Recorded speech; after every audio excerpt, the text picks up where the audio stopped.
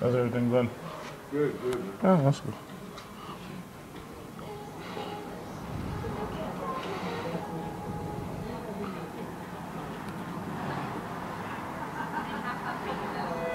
Entry down 201, please.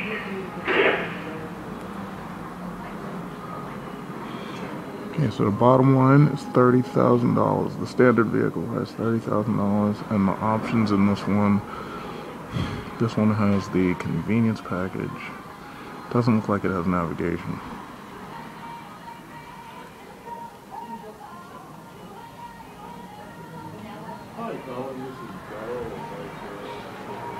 I'm gonna drive one of the black ones outside. What is this, a Camaro ZL1, I think? Is this a ZL1? Oh. Well, I'm not here for you today. This is a 2SC. I don't know, this must be a ZL1. Looks good. These fucking wheels. Wow. Is this a ZL1?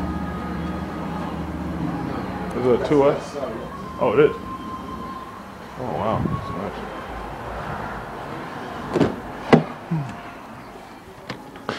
Okay, so, you know, it's typical grade stuff. Plastic right here. The plastic feels pretty hard.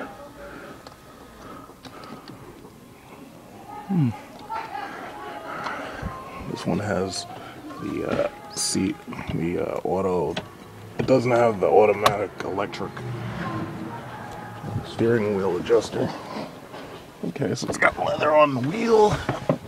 Okay. This car right here. Alright.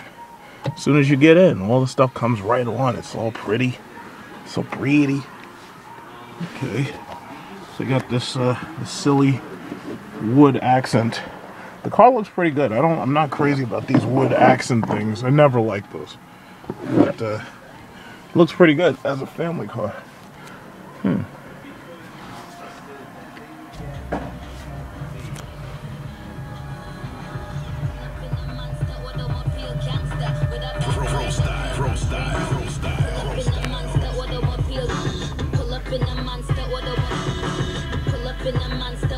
Turn that thing on. Oh, okay, that's not voice control. That's hang up the phone, dial the phone.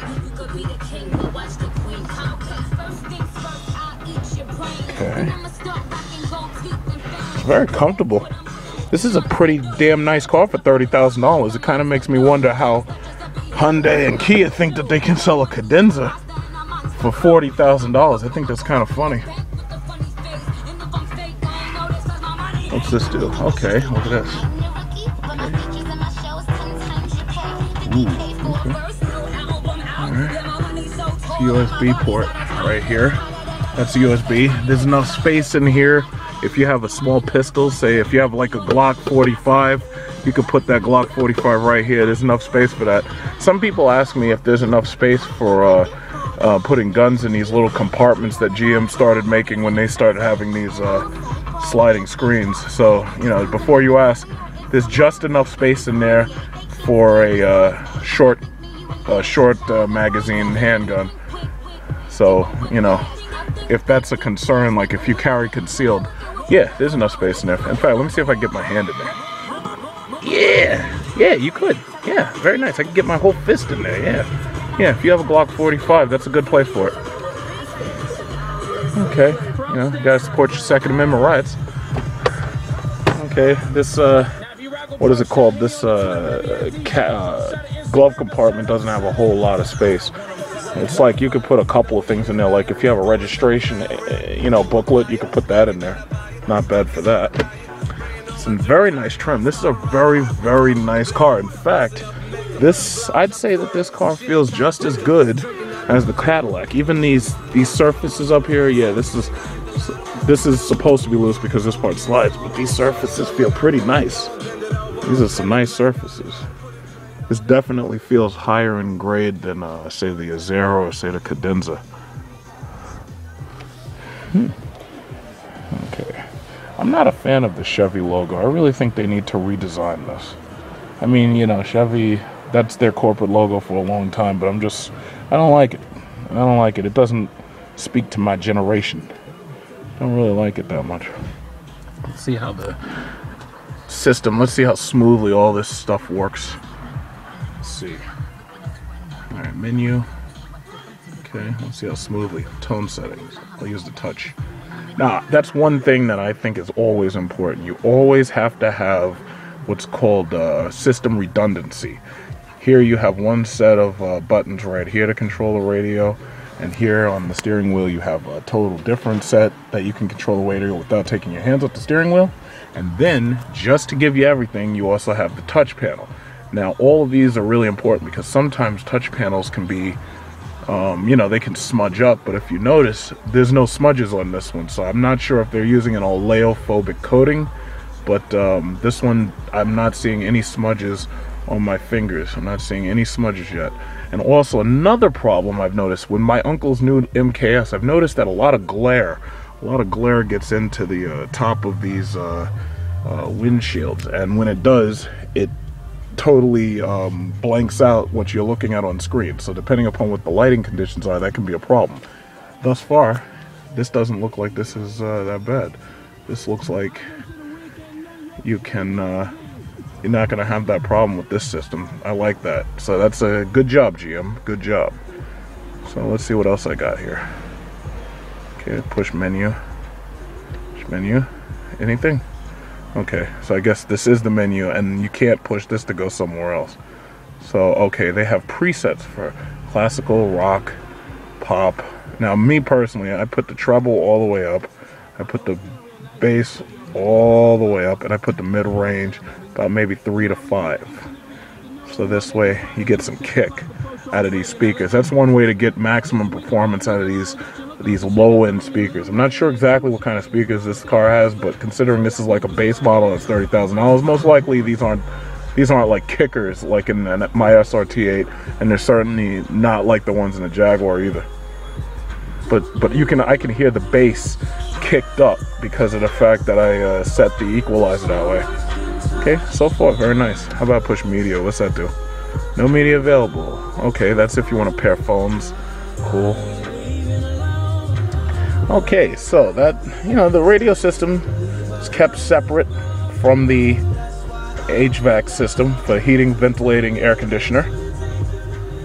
And you have the hazard button right here. Frankly, I think what they should have done, you know, I always complain about hazard buttons, but I think the hazard button should, you know, I guess this is a good place for it. I'm not even going to complain about that. But you just want to make sure it's easy for the passenger to sit in. Now, one thing a lot of people complain about is the placement of this button right here for the manumatic shifting.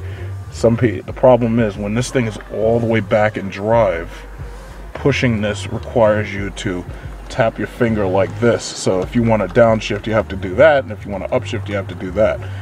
Some people will probably get adjusted to it right away. Some people don't like it. Some people don't use it at all, and it won't matter. So it's not really a big deal.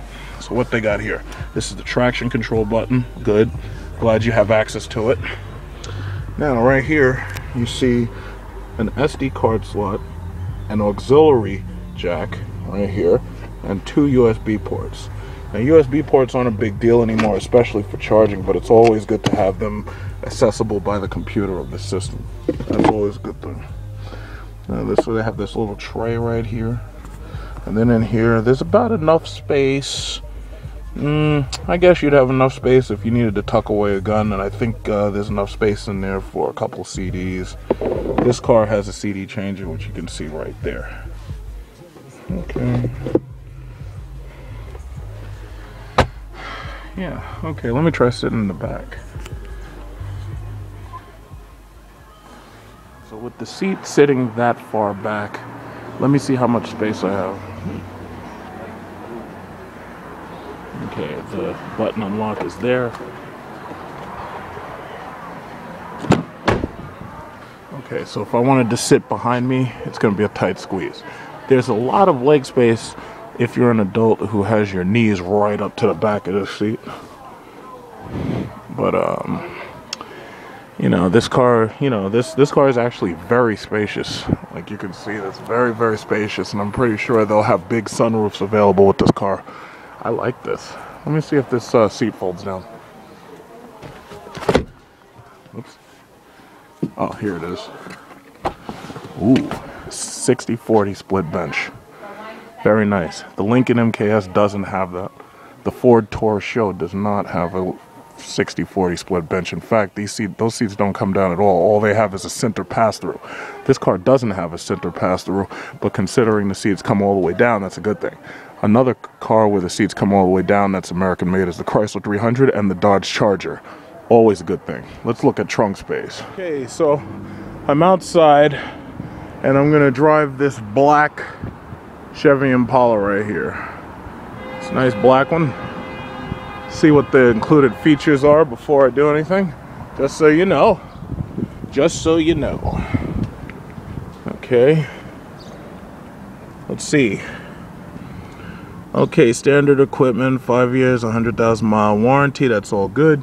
Let's see. Okay, this car right here, base price is $35,770. This includes the memory seats, includes premium carpet, carpeted trunk, rear view mirror, power heated mirrors. That's beautiful.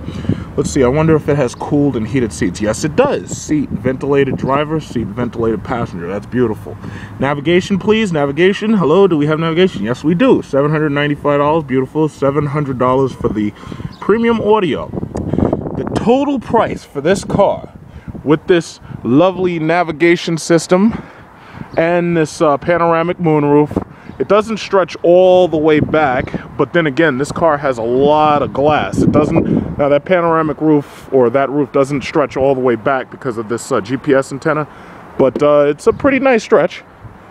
The total price, $39,110. Now, I was just on Car and Driver a little while ago, and I was reading that Kia's new Cadenza, price as tested, was fucking $41,000. If you would pay $41,000 for a Kia instead of okay, you know, I'm a little disappointed. You know, it's only front wheel drive instead of rear wheel drive, but hey, front wheel drive, V6, relatively decent fuel economy. I mean, listen, when you're used to driving that beast over there, that beastly supercharged SRT8, when you're used to driving that, it's like everything looks like less.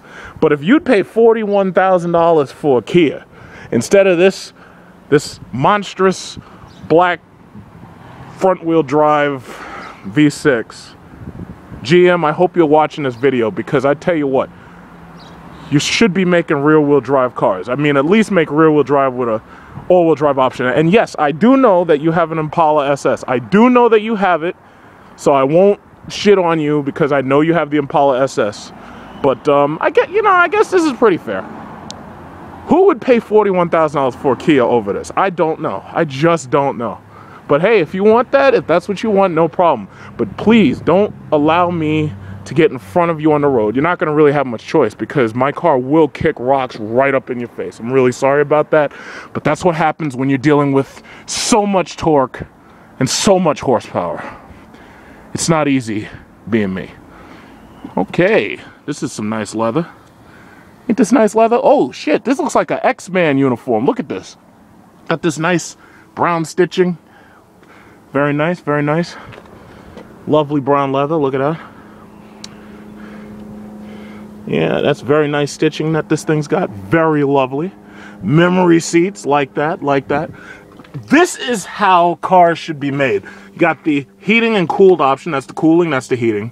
Those options are right there. It's easy to see, easy to get to. That's beautiful.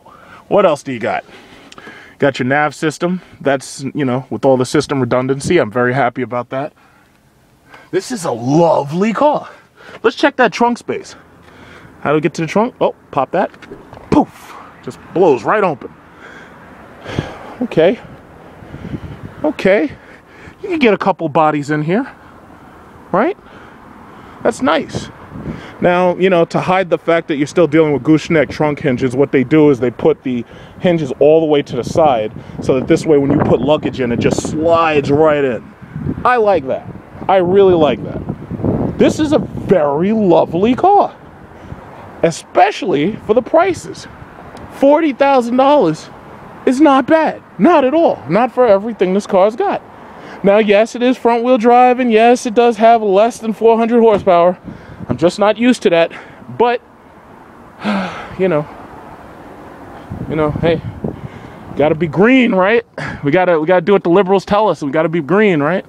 Gotta do what the liberals say. How about that back seat space?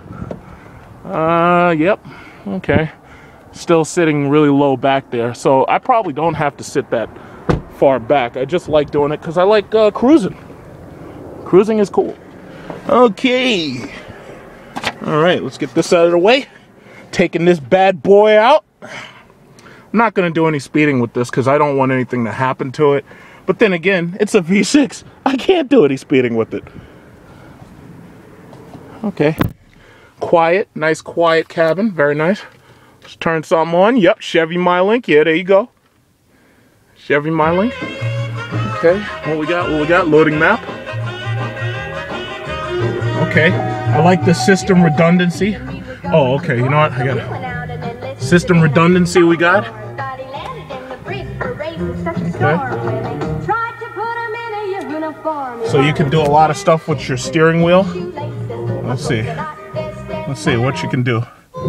I'm one of those people, like some people really scare me. It's like they leave their cars on while they're like doing other things like talking or whatever, and they're running out of gas.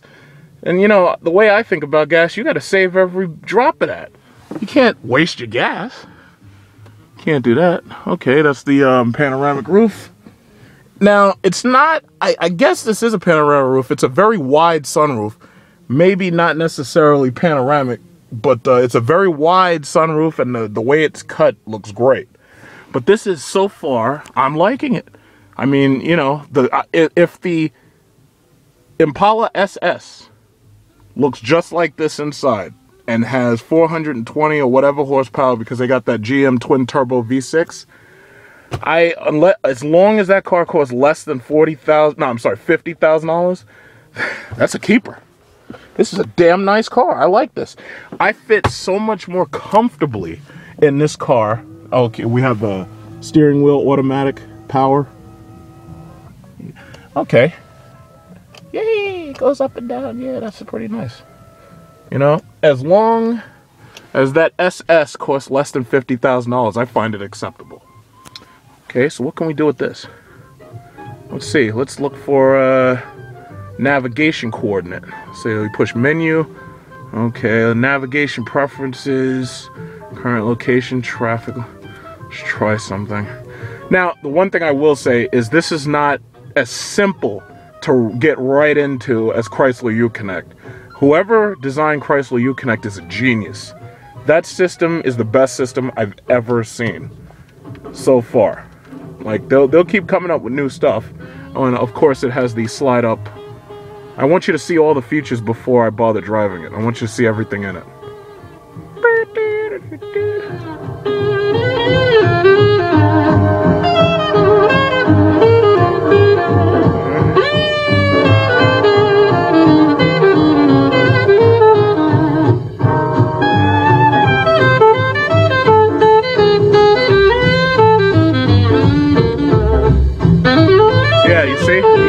You get immediate bounce. You get bump out of those speakers. All of a sudden, you get bump out of those speakers. In order to get bump out of the speakers, you gotta use the V method. So you got your mids a little bit lower, your bass, your treble, those go up higher. This is one way to get easy bump out of cheap speakers. Okay, try another channel. Let me see what's on. Oh, okay. It's DJ Camillo, the heavy hitter, now in full and total control on Hot 97.